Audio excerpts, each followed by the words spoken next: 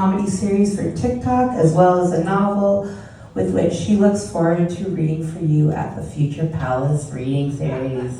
Love it. She is singularly honored to be chosen as audiobook narrator for the novel Sarah by J.T. Leroy and is thrilled to read you an excerpt of it tonight. This is very exciting. Yay!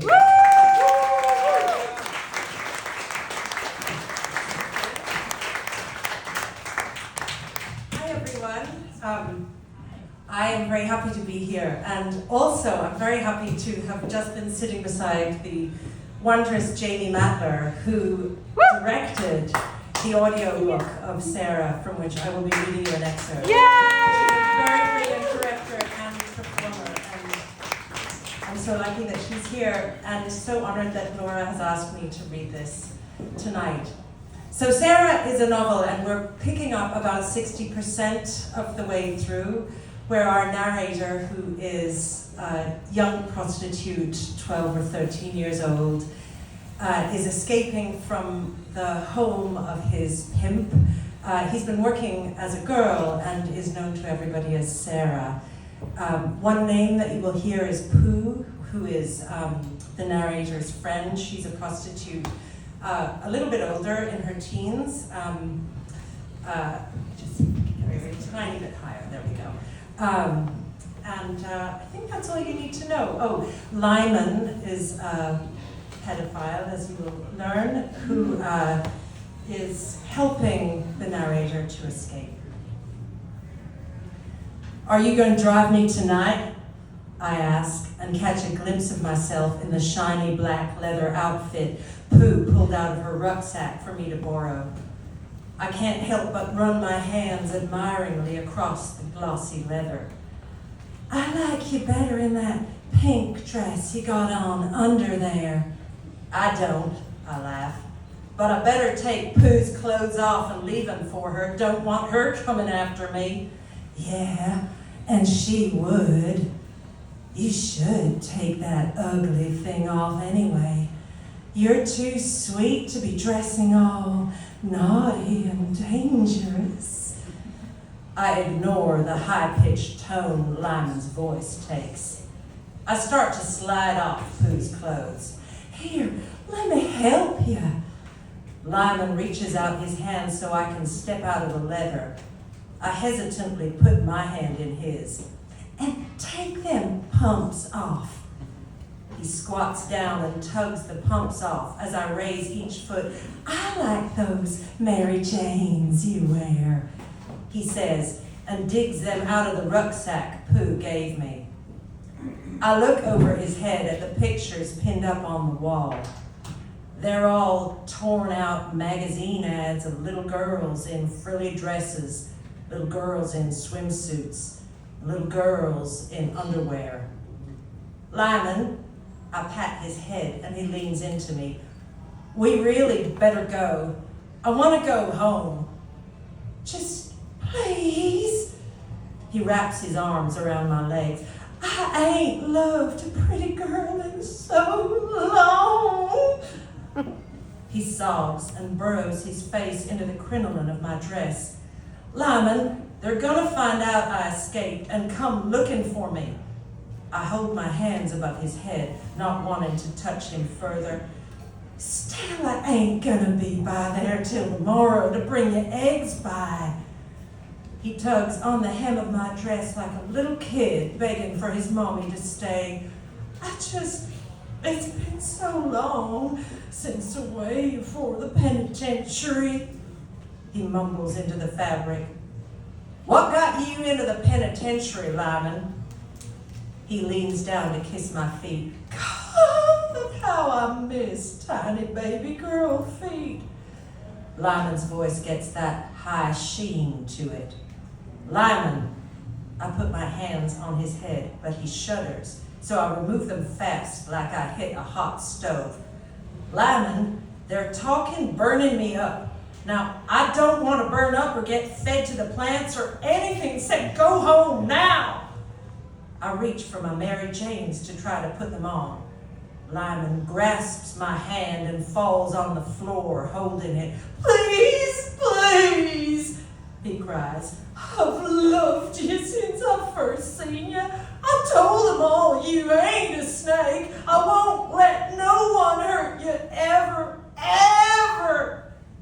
He bangs his forehead against the floor.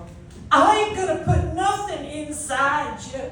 I just want to hold you some. Look at you, that's all. That's all. Lyman knocks his head harder on the floorboards. Lyman, I say with a pleading whisper, you don't know what it's like. I'm sorry if I disgust you. I can't help it. I tried in prison. I spoke to all their doctors, and they took everything out of me. Years and years. Told them everything. His forehead is starting to leave little flecks of blood with each bang. They let me out, but I knew it weren't out of me. I can't help it. I love you. Lyman, stop banging your head. Lyman, you're bleeding. I squat down and grab his head between my hands. I'm sorry. He wails again and relaxes his head into my hands. I just need a little. Then I'll take you right home. No one will know. I'll take you right home. Just 10 minutes. Lyman, I sigh, exasperated. 5 minutes, that's all. And I'll give you. He reaches backward into his pocket. $200. He waves a wad of bills at me. I've been so lonely, he whines. I look down at him, peering up at me like a dog waiting for its owner to signal its next trick.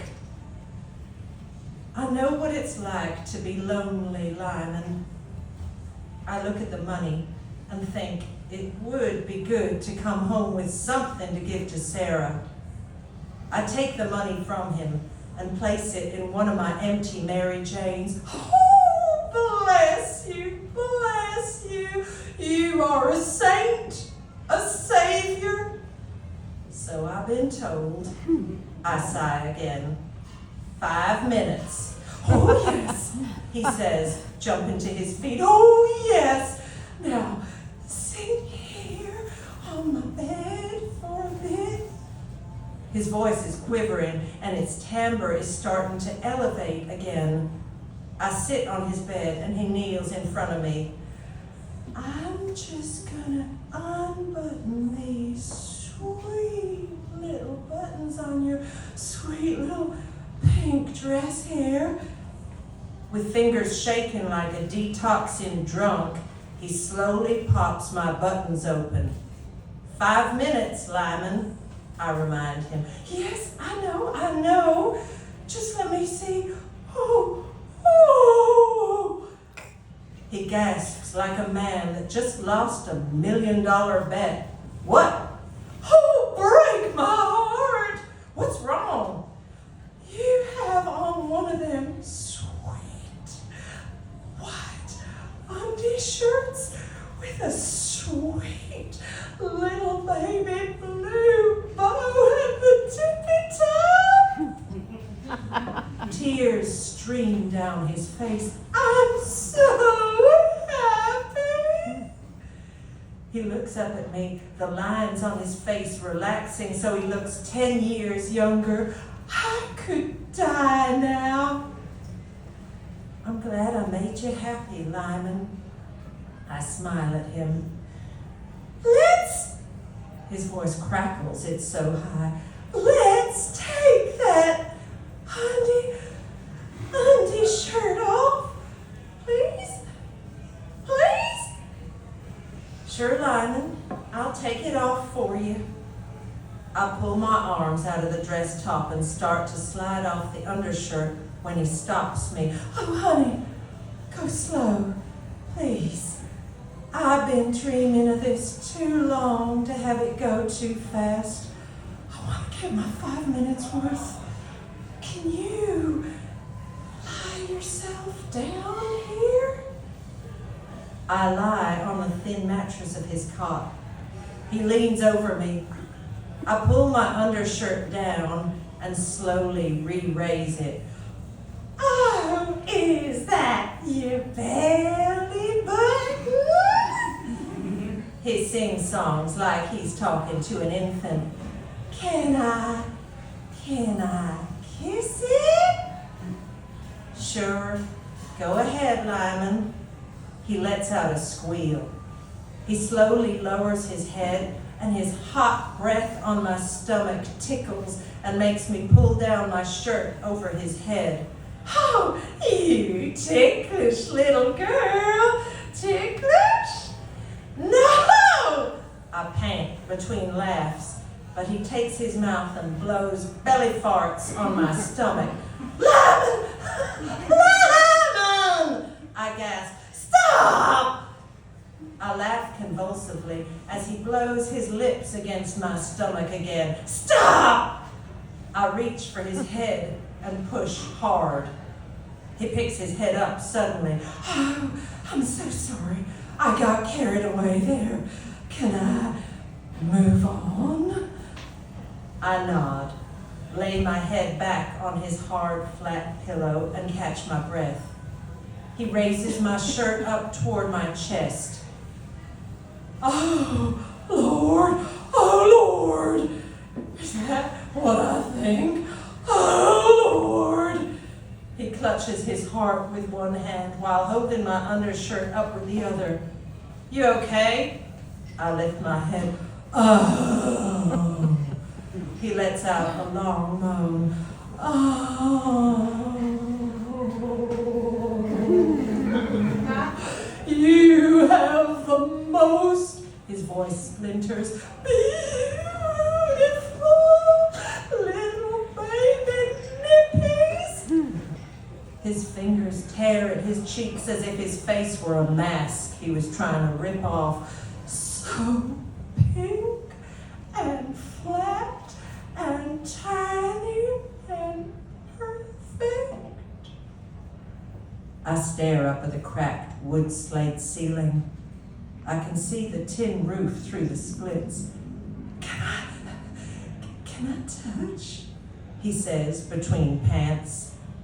I nod and focus on the scurry of critter feet on the ceiling boards. His fingers graze little circles around my nipples. He starts tweaking them in fast little nips, as if he were grabbing pinches of salt. I ignore the annoying sensation and his irritating squawks and gasps as I watch little clawed feet hanging over a board above our heads. Lyman, we gotta go soon, I say up to the ceiling. Just a minute more. Just. Other little tails sweep out, scurrying over to the bigger tail. I listen to the squeaks of the baby rats as they snuggle their mama.